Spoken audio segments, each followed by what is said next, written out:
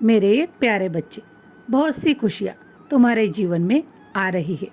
उनका स्वागत करने तुम भी तैयार हो जाओ।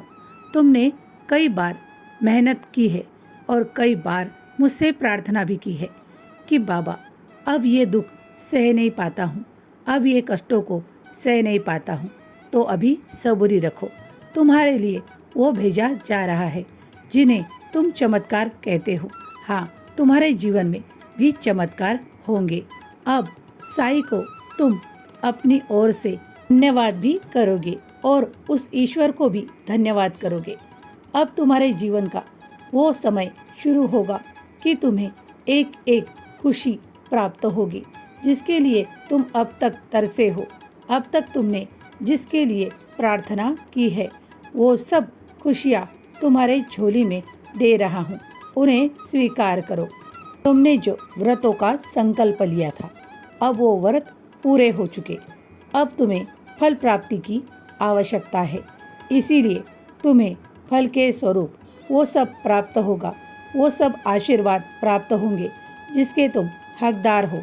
हाँ बच्चे, अब निराशा को छोड़ दो और निश्चिंत होकर जो साईं ने तुम्हारे लिए तय किया है, अब वो तुम्हारे लिए आने वाला है।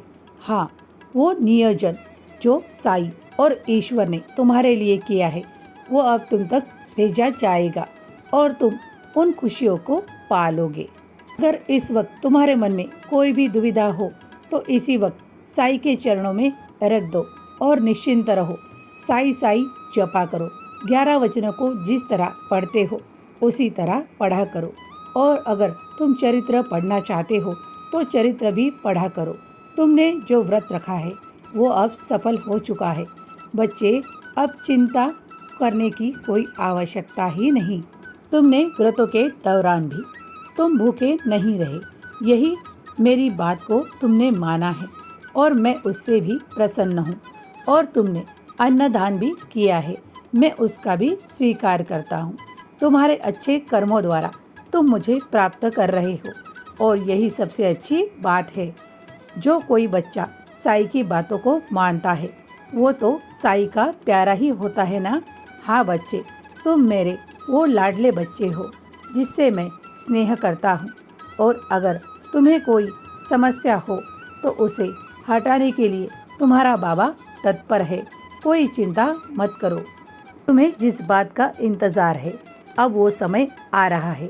अब खुशियाँ बटोरने तैयार हो जाओ और अच्छे कर्मों में हमेशा आगे रहो। तुम्हारे जीवन में सब कुछ शुभ होगा। सदा खुश रहो, तुम्हारा कल्याण होगा।